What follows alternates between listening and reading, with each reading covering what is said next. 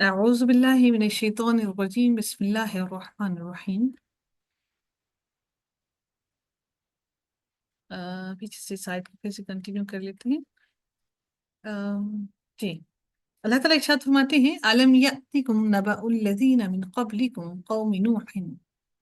اللہ تعالیٰ پھر مزید قوم نوح کے بارے میں، اللہ تعالیٰ نے تمام کی تمام سرکش قوموں کے بارے میں ایک کے بعد دیگرے اللہ تعالیٰ نے ارشاد فرمایا۔ اور ہم دیکھتے ہیں کہ سب سے زیادہ اللہ تعالیٰ نے بنی اسرائیل کے بارے میں قرآن میں بہت زیادہ ذکر کیا ہے۔ اللہ تعالیٰ نے بنی اسرائیل کے بارے میں بہت زیادہ ذکر کیا کیونکہ وہ ہدایت کی طرف نہیں آتی تھی۔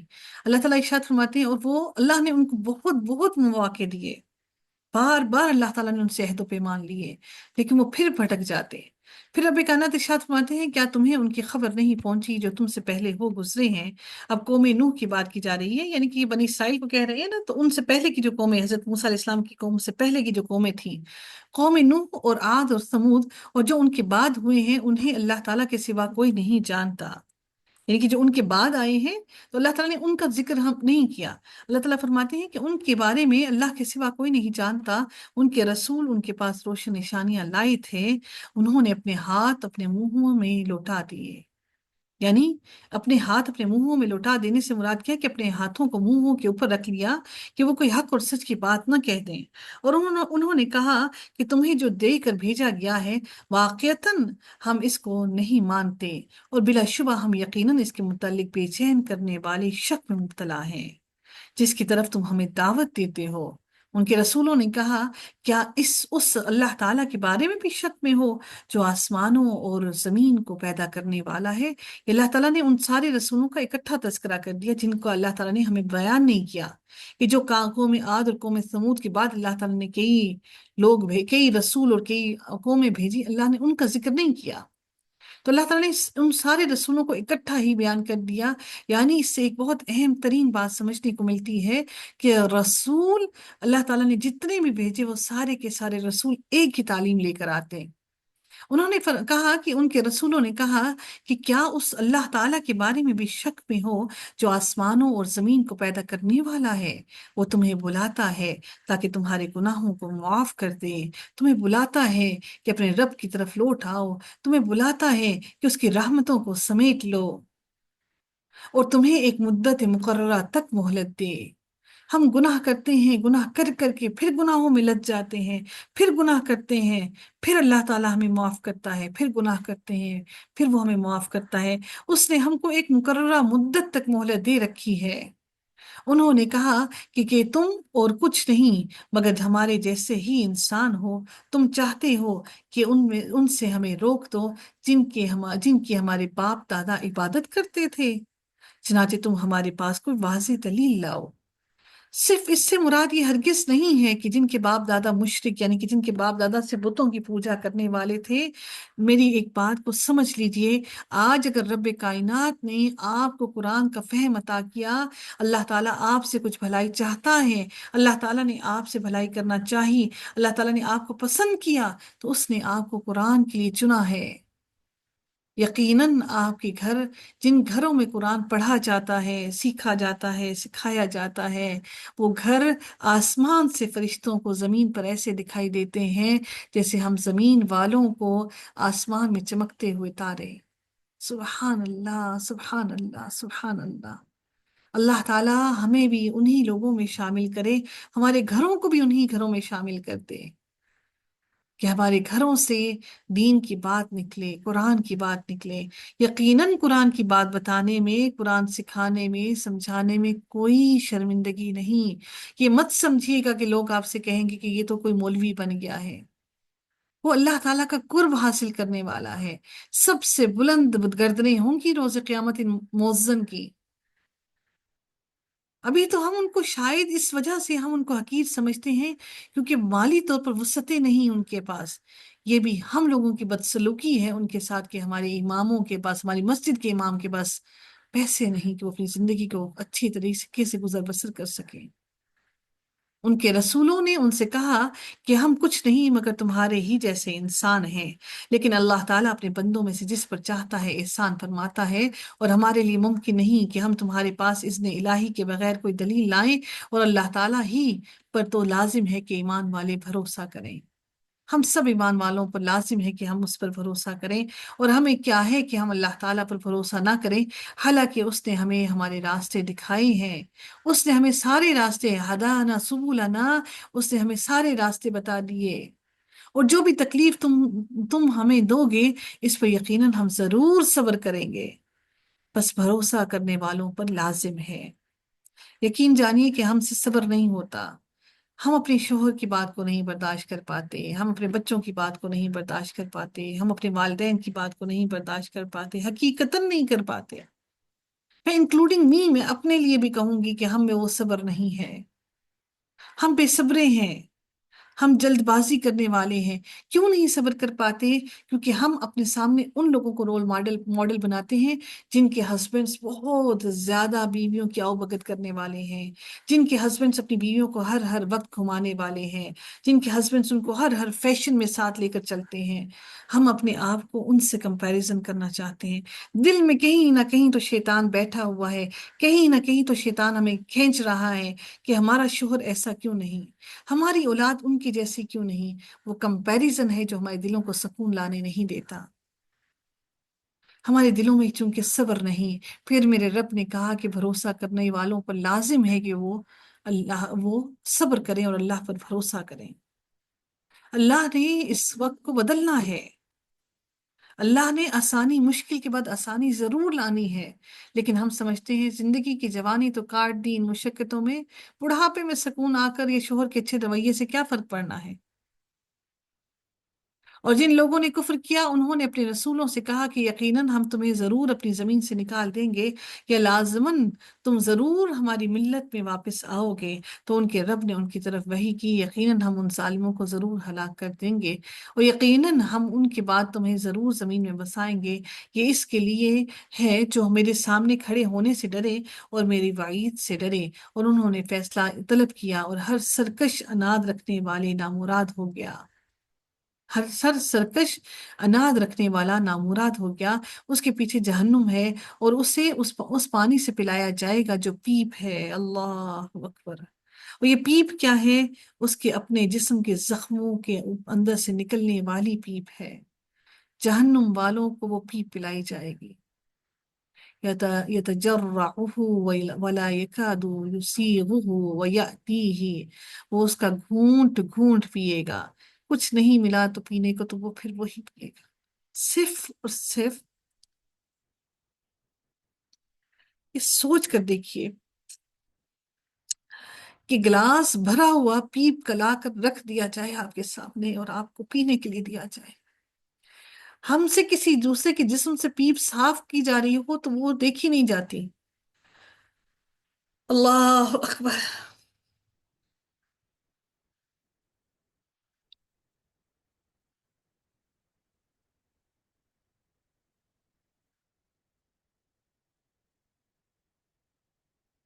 اور جب پیپ جسم میں پڑ جاتی ہے تو وہ جسم کا حصہ کس طرح سے وہ تکلیف اور درد دیتا ہے،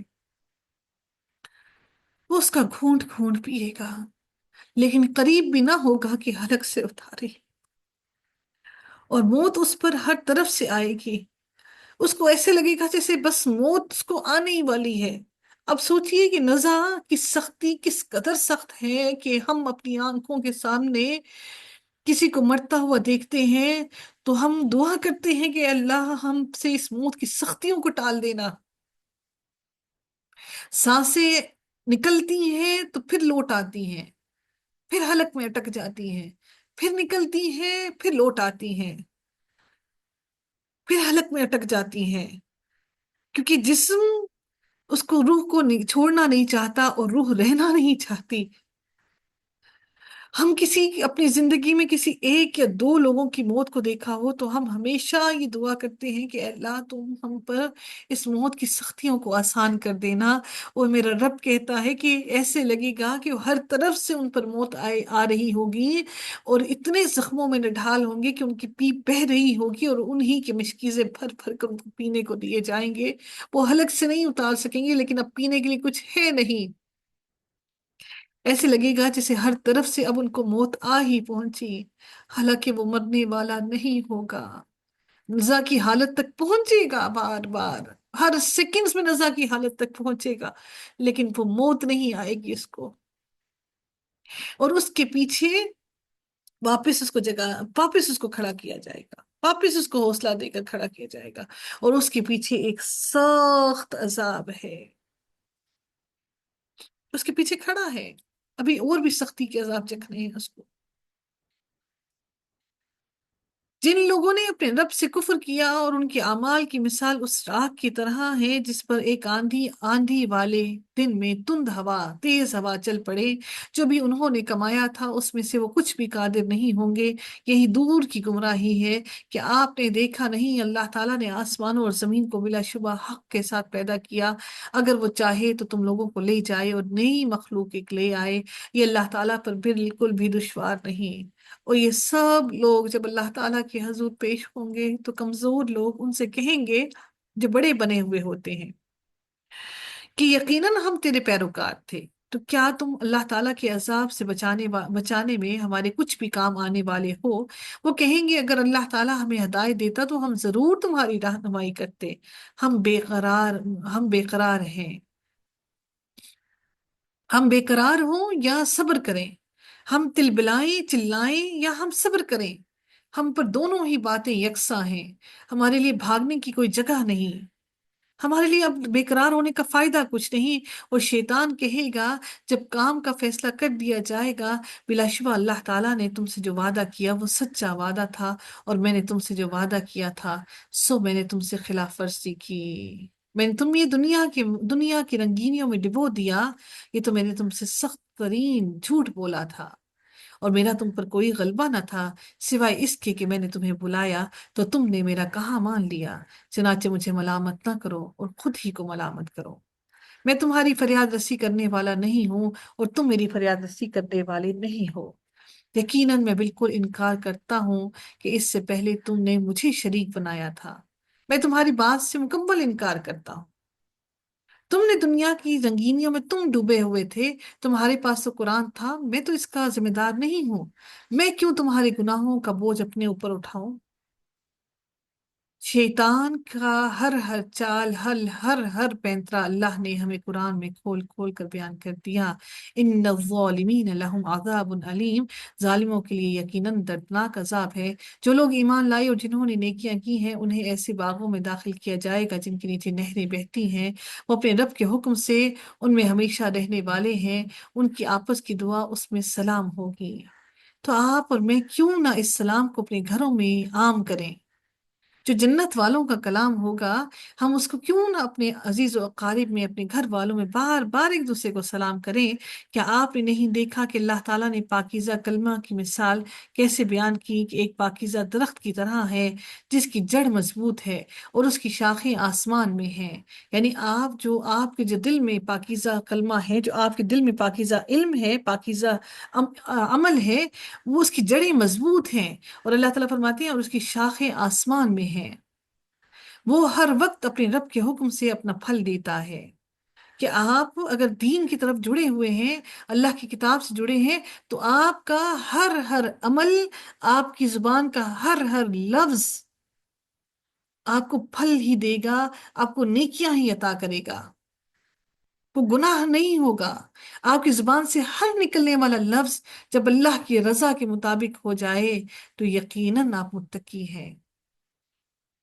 اور اللہ تعالیٰ لوگوں کے لیے مثالیں بیان کرتا ہے تاکہ وہ نصیحت حاصل کریں۔ اب گندی بات کی مثال اللہ تعالیٰ بیان کرتے ہیں وہ کیسے ہے؟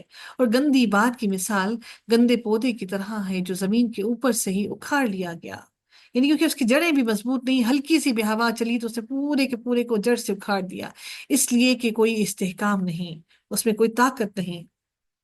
اللہ تعالیٰ ایمان والوں کو ایک پختہ بات سے دنیا کی زندگی میں بھی اور آخرت میں بھی ثابت قدم رکھتا ہے، اور ظالموں کو اللہ تعالیٰ بھٹکا دیتا ہے، اور اللہ تعالیٰ جو چاہتا ہے وہ کرتا ہے۔ کیا آپ نے نہیں دیکھا ان لوگوں کو جنہوں نے اللہ تعالیٰ کی نعمت کو ناشکری سے بدل دیا؟ اللہ نے ہمیں کتنی نعمتیں عطا کی، لیکن ہمیں وہ چاہیے جو ہمارے پاس موجود نہیں۔ یہ اللہ کی نعمتوں کی ناشکری ہے، اور اللہ تعالیٰ کی نعمتوں کو اچھے طریقے سے استعمال نہ کرنا بھی ناشکری ہے، اور اپنی قوم کو ہلاکت کے گھر میں اتار دیا۔ جہنم میں ہمارے پاس قوم تو نہیں، ہمارے پاس ہمارے اہل و عیال، ہمارا خاندان، ہمارے بچے ہیں۔ ایسا نہ ہو کہ ہم صرف دین سیکھتے رہیں اور ہم اپنی اولاد کی تربیت نہ کر سکیں، ہم اپنے گھر کو سنوار نہ سکیں۔ ہم پر ہر چیز کا پورا پورا حق ہے۔ جہنم میں وہ اس لیے اس میں داخل ہوں گے، اور وہ بہت بری قرارگاہ ہے، اور انہوں نے اللہ تعالیٰ کے شریک بنا رکھے ہیں کہ وہ انہیں اللہ تعالیٰ کے راستے سے بھٹکا دیں۔ آپ کہہ دیں کہ مزے کرو، بلا شبہ آگ ہی کی طرف تمہیں پلٹنا ہے۔ میرے بندوں سے کہہ دیں جو ان لوگوں میں سے ایمان لائے ہیں وہ نماز کو قائم کریں، اور جو ہم نے انہیں رزق دیا ہے، اللہ نے رزق دیا ہے، یہ میرا اور آپ کا کمایا ہوا ہرگز نہیں۔ اگر اللہ تعالیٰ نے ایک آنا بھی دیا ہے تو اس میں سے کچھ اللہ کی راہ میں دے دیجئے، اس یقین کے ساتھ کہ اللہ تعالیٰ اس کو کئی گنا بڑھا کر آپ کو واپس ضرور لوٹائے گا۔ اور جو ہم نے انہیں رزق دیا ہے اس میں سے کھلے اور چھپے خرچ کریں، اس سے پہلے کہ وہ دن آئے جس میں نہ خرید و فروخت ہوگی اور نہ کوئی دوستی ہوگی۔ اللہ تعالیٰ وہ ذات ہے جس نے آسمانوں اور زمین کو پیدا کیا، اور آسمان سے کچھ پانی نازل کیا، پھر اس سے تمہارے لیے پھلوں میں سے کچھ رزق نکالا، اور اس نے کشتیوں کو تمہارے لیے مسخر کر دیا کہ وہ اس کے حکم سے سمندر میں چلیں، اور اس نے تمہارے لیے دریاؤں کو مسخر کر دیا، اور اس نے پھر سورج اور چاند کو بھی تمہارے لیے مسخر کیا۔ یعنی کہ تمہارے لیے کام کرنے کے لیے اللہ تعالیٰ نے ان کو تمہارے لیے پابند کر دیا، کہ یہ رب کائنات نے تمہارے لیے کام پر ان کو لگا دیا، وہ مسخر کر دیا میرے رب نے تمہارے لیے، کہ یہ سارے تمہیں فائدہ اٹھانے کے لیے چیزیں ہیں۔ اللہ تعالیٰ نے تمہارے فائدے کے لیے ان تمام چیزوں کو، اللہ تعالیٰ نے ان کو ڈیوٹی پر لگا دیا کہ پے در پے چلنے والے ہیں، اور تمہارے لیے اس نے رات اور دن کو بھی مسخر کر دیا۔ سبحان اللہ! پے در پے چلنے والے کیا ہیں کہ کوئی ایک دوسرے کی جگہ نہیں لیتا، اپنے اپنے مداروں میں گھوم رہے ہیں۔ ہمیں سائنس بتاتی ہے نا کہ سینٹیپیٹل فورس ہے، گریویٹیشنل فورس ہے جو اس کو ایک دوسرے کے اندر مرج نہیں ہونے دیتی، ایک دوسرے کے آربٹس میں نہیں آنے دیتی۔ لیکن اللہ تعالیٰ نے یہ سارا نظام جس طرح سے بنایا، اللہ تعالیٰ کی حکمتیں سوچیں دیکھیں۔ ہم اگر دنیا میں انسان کوئی ایک چیز انوینٹ کرتے ہیں، کوئی ایک چیز بناتے ہیں، تو ہماری ساری زندگی کی محنت اس پر لگ جاتی ہے۔ کوئی اگر سافٹ ویئر انجینئر ہے تو وہ ساری زندگی لگا کر سافٹ ویئر سیکھنے میں لگا دیتا ہے، اور وہ کمپیوٹرز کے سافٹ ویئر بنانے میں صرف ایک چیز میں ماہر ہو سکتا ہے بس۔ اور اللہ تعالیٰ نے اس کائنات کی اتنی بڑے بڑے نظام بنا دیے، اور اس کے نظام اتنے بہترین انداز سے چل رہے ہیں، اور کوئی بھی نظام کے اندر خرابی نہیں دیکھتے ہم مشینز لیتے ہیں، مہنگی سے مہنگی ترین چیز لیتے ہیں اچھی کوالٹی کے لیے، تاکہ وہ کہتے ہیں نا کہ مہنگا روئے ایک بار اور سستا روئے بار بار، کہ ہم ایک دفعہ ہی اچھے سے پیسے بھر کے ہم اچھی چیز لے لیں۔ لیکن ہوتا کیا ہے، کچھ سالوں بعد آخر کار وہ خراب ہو ہی جاتی ہے۔ میرے رب نے اس کائنات کی ہر چیز کو اتنا خوبصورت انداز سے بنایا کہ کسی بھی چیز میں کوئی خرابی نہیں آتی، اور اس نے تمہیں ہر چیز میں سے دیا جس کا بھی تم نے اس سے سوال کیا۔ ہر چیز تمہارا رب تمہیں دیتا ہے، اور اگر تم اللہ تعالیٰ کی نعمتوں کو شمار کرو تو انہیں شمار نہ کر پاؤ گے۔ بلا شبہ انسان یقیناً بہت بڑا ظالم اور بہت ناشکرا ہے۔ اور جب ابراہیم نے کہا اے میرے رب اس شہر کو امن والا بنا دیجیے، اس مکہ کو، اور مجھے اور میری اولاد کو بچا لیجیے کہ ہم بتوں کی عبادت کریں، ہمیں بھی چاہیے کہ ہم اپنے اللہ سے یہ دعا کریں کہ اللہ تعالیٰ ہمیں اور ہماری اولاد کو اس موبائل اور اس سوشل میڈیا کے فتنے سے محفوظ کرے۔ ہر روز دن میں کئی مرتبہ اپنے رب سے یہ دعا کریں، تو کیسے ممکن ہے کہ میرا رب ہماری دعاؤں کو نہ سنے؟ حضرت ابراہیم علیہ السلام نے جو ڈر ان کے دل میں تھا کہ سارا علاقہ ہی بتوں کی پرستش کر رہا ہے، تو اللہ سے انہوں نے دعا کی کہ مجھے اور میری اولاد کو ان بتوں کی عبادت سے محفوظ کر لے۔ اے میرے رب، بلا شبہ ان بتوں نے بہت سے لوگوں کو گمراہ کر دیا، پھر جس نے میری پیروی کی یقیناً وہ میرا ہے، اور جس نے میری نافرمانی کی بلا شبہ آپ تو بے حد بخشنے والے، نہایت رحم کرنے والے ہیں۔ اے ہمارے رب، یقیناً میں نے اپنی کچھ اولاد کو تیری حرمت والے گھر کے پاس اس وادی میں آباد کیا۔ حضرت اسماعیل علیہ السلام کی بات ہو رہی ہے کہ جو کھیتی والی نہیں ہے، وہاں پر کوئی کھیتی باڑی نہیں ہوتی۔ اے ہمارے رب، تاکہ وہ نماز قائم کریں، سو کچھ لوگوں کے دل ان کی طرف مائل کر دیں، اور آپ انہیں پھلوں کا رزق دیں تاکہ وہ شکر ادا کریں۔ آج بھی جو سعودی عرب میں اتنی فراوانی، دنیا کا، جہان کا ہر ہر بے موسمی اور موسمی پھل آپ کو مکہ میں ضرور ملے گا۔ یہ وہ دعا ہے جو حضرت ابراہیم نے کی۔ اللہ سے دعا ہے کہ اللہ تعالی ہمیں بھی اس ملک کا، اس مکہ کا مکین بنائے، تاکہ ہم بھی وہ برکتیں سمیٹ سکیں۔ لوگ کہتے ہیں جو مکہ سے یہاں پاکستان آتے ہیں، سعودی عرب سے آتے ہیں، تو کہتے ہیں کہ یہاں پر تو برکتیں ہی نہیں ہیں۔ ہم اپنا پیسہ کما کما کر تھک جاتے ہیں، اور ہمیں اپنے پیسے کے اندر برکتیں ہی نہیں ملتی۔ ہم کچھ اچھا کھا نہیں سکتے، کچھ پہن نہیں سکتے، کچھ اوڑھ نہیں سکتے، اور وہاں پر ہم تھوڑا بھی کماتے ہیں تو اتنی برکتیں ہوتی ہیں، ہم سب کچھ کھاتے پیتے ہیں۔ یہ اس نبی کی دعا ہے جو ان تک پہنچ رہی ہے، تاکہ وہ شکر ادا کرے۔ سب سے اہم ترین بات کہ وہ اللہ کا شکر ادا کر رہے ہیں۔ ہم میں ناشکری بہت ہے، ہمارے اندر دکھاوا بہت ہے، ہمارے اندر سمیٹنا بہت ہے، ہمارے اندر لوٹنا بہت ہے۔ ربنا انکا تعلم، اے ہمارے رب، یقیناً آپ جانتے ہیں جو ہم چھپاتے ہیں، جو ہم ظاہر کرتے ہیں، اور اللہ تعالیٰ سے کوئی چیز نہ زمین میں پوشیدہ ہے اور نہ آسمان میں۔ سب تعریف اللہ تعالیٰ کی ہے، جس نے بڑھاپے کے باوجود مجھے اسماعیل اور اسحاق دیے۔ دیکھیے، اسماعیل علیہ السلام کا نام یہاں پر پہلے ہے، بڑے بیٹے اسماعیل، پھر اسحاق دیے۔ بلا شبہ میرا رب تو یقیناً بہت دعا سننے والا ہے۔ اے میرے رب، مجھے نماز قائم کرنے والا بنا، اور میری اولاد میں سے بھی اے ہمارے رب اور میری دعا قبول فرما۔ اے ہمارے رب، ربنا اغفر لی ولوالدی وللمؤمنین یوم یقوم الحساب، اے ہمارے رب، مجھے اور میرے والدین کو، تمام مومنوں کو بخش دے جس دن حساب قائم ہوگا، اور آپ اللہ تعالیٰ کو ہرگز غافل خیال نہ کریں اس سے جو ظالم کرتے ہیں۔ بلا شبہ اللہ تعالیٰ انہیں اس دن کے لیے ڈھیل دے رہا ہے جس میں نگاہیں پھٹی کی پھٹی رہ جائیں گی، اس حالت میں کہ تیز دوڑنے والے اپنے سروں کو اوپر اٹھانے والے ہوں گے، ان کی نگاہ ان کی اپنی جانب ہی نہیں لوٹے گی، اور ان کے دل خالی ہوں گے۔ اور آپ لوگوں کو ان سے ڈرائیں جب ان پر عذاب آ جائے گا، تو ظالم لوگ کہیں گے کہ اے ہمارے رب، ہمیں تھوڑا قریب کے وقت تک کی مہلت دے، ہم تیری دعوت قبول کریں گے اور ہم رسولوں کی پیروی کریں گے۔ اور کیا تم اس سے قسمیں نہیں کھاتے تھے کہ تمہارے لیے کوئی زوال نہیں، اور تم ان کی بستیوں میں آباد رہے جنہوں نے اپنی جانوں پر ظلم کیا، تم بھی وہاں پر آباد تھے، اور تم پر خوب واضح ہو گیا کہ ہم نے ان کے ساتھ کس طرح کیا، اور ہم نے تمہارے لیے کئی مثالیں بیان کی، اور بلا شبہ انہوں نے تدبیر کی، اور اللہ تعالیٰ کے پاس اپنی تدبیر ہے، اور ان کی تدبیر ہرگز ایسی نہ تھی کہ پہاڑ اس سے ٹل جائیں۔ یعنی کہ پہاڑ ان کے اوپر جو اللہ تعالیٰ نے ان کے اوپر مسلط کر دیے تھے بنی اسرائیل سے، اگر ان کے اوپر سے ٹل جاتے، وہ پہاڑ کو اپنے اوپر سے ہٹا نہیں سکتے تھے۔ چنانچہ آپ اللہ تعالیٰ کو ہرگز ایسا نہ سمجھیں کہ وہ اپنے رسولوں سے وعدے کے خلاف کرنے والا ہے۔ یقیناً اللہ تعالیٰ سب پر غالب اور انتقام لینے والا ہے۔ جس دن یہ زمین کسی اور زمین سے بدل دی جائے گی۔ اب کسی اور زمین سے بدلنے کا مطلب کیا ہے کہ یہ اللہ تعالیٰ کی جو زمین ابھی ہمارے سامنے ہے، روز قیامت یہ زمین، اللہ تعالیٰ زمین اور آسمان کو سب کو اپنی مٹھی میں لپیٹ لیں گے، اور پھر یہ زمین دوسری زمین سے بدل دی جائے گی جو بالکل میدے کی طرح سفید ہوگی۔ یعنی سفید کیوں ہوگی؟ کہ اس پر زمین پر کوئی چھپ نہ سکے، کوئی جگہ نہ پائے چھپنے کے لیے، کوئی درخت نہیں ہوگا، کوئی اونچائی نیچائی نہیں ہوگی، کوئی پہاڑ نہیں ہوگا، بالکل سیدھی۔ اور ہم سارے انسان بغیر لباس کے زمین پر کھڑے ہوں گے۔ حضرت عائشہ فرماتی ہیں کہ نبی صلی اللہ علیہ وسلم نے پوچھا کہ انسان لباس کے بغیر اگر کھڑا ہوگا تو انسان کو ظاہر ایک دوسرے سے شرم محسوس ہوگی، تو کیسے ہر کوئی لباس کے بغیر کھڑا ہوگا؟ تو جب قیامت کی سختیاں جب بتائی گئی، تو اس قیامت کی سختیوں میں کسی کو کسی کی پرواہ ہی نہ ہوگی کہ کسی نے لباس پہنا ہے یا نہیں پہنا۔ یہ سب باتیں تو بھرے پیٹ سے اور عیاشی کی زندگی سے ہمیں نظر آتی ہیں کہ کسی نے کیا پہنا، کسی نے کیا اوڑھا۔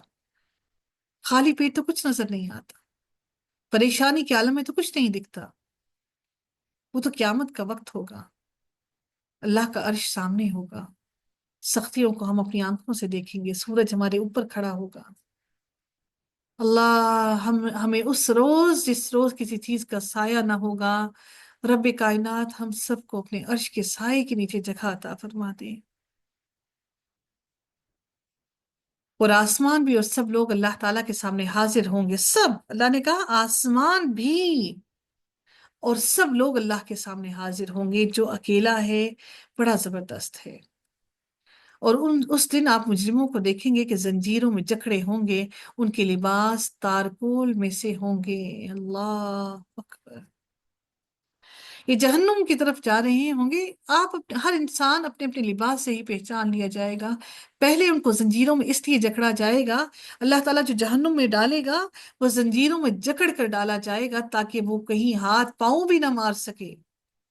ہم کہتے ہیں نا، ہم دیکھتے ہیں اکثر اوقات ایسی چیزیں پڑھتے ہیں کہ اس کی ساس سسر نے، اس کے سسرال والوں نے یا گھر والوں نے جائیداد کے لیے ایسا ظلم کیا کہ ہاتھ پاؤں کو باندھ کر یا پھر نشے کی دوائی پلا کر ہاتھ پاؤں باندھ کر اس پر ظلم کیا۔ تو اللہ تعالیٰ فرماتے ہیں کہ زنجیروں میں جکڑے ہوں گے، اور پھر اس کے بعد ان کو جو لباس پہنایا جائے گا وہ تارکول ہوگا، اور ان کے چہروں کو آگ ڈھانپ لے گی تاکہ اللہ تعالیٰ ہر جان کو اس کی کمائی کا بدلہ دے۔ بلا شبہ اللہ تعالیٰ بہت جلد حساب لینے والا ہے۔ یہ ہے پہنچانا انسانوں کے لیے، بہت جلد حساب لینے والا ہے۔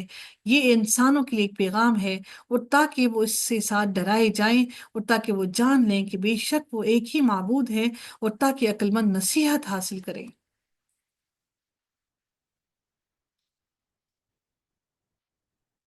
سورۃ الحجر انشاءاللہ، ہجر جو ہے انشاءاللہ ہم لوگ اگلی پارے کے ساتھ ہی انشاءاللہ اس کا آغاز کریں گے۔ اگر ہمارے ساتھ اس وقت جویریہ ہیں، جویریہ ہے ہمارے ساتھ؟ جی، جویریہ جو وہ آپ کو تارکول کے بارے میں چاہوں گی کہ وہ آپ لوگوں کو تھوڑا سا تارکول کے بارے میں ایکسپلین کریں کہ تارکول بیسیکلی ہے کیا، تاکہ ہمیں وہ سمجھنے میں تھوڑی آسانی ہو کہ تارکول بیسیکلی جس کے لیے اللہ تعالیٰ نے خاص طور پر، اللہ نے جہنم اور جنت کی تمام تمام چیزیں ہمیں دنیا میں بتا دیں کہ یہ چیزیں ہیں، اور اللہ تعالیٰ ان چیزوں سے اس طرح سے تمہیں عذاب دے گا، اور اس طرح سے، تاکہ ہمیں یہ چیزیں اللہ نے دنیا میں دکھا دی تاکہ ہمیں سیکھنا اور سمجھنا آسان ہو۔ جی جویریہ۔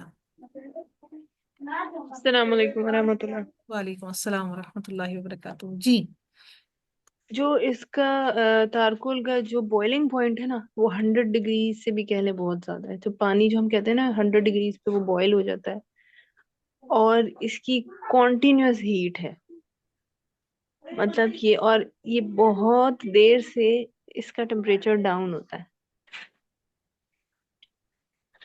سڑکوں پہ ہم نے یہ ڈلا ہوا دیکھا ہے نا، کبھی بھی یہ ٹھنڈا نہیں رہتا، اور ہمیشہ یہ گرم موسم میں ہی ڈالا جاتا ہے، وہ اس کی پراپرٹیز کی وجہ سے، انہی پراپرٹیز کی وجہ سے۔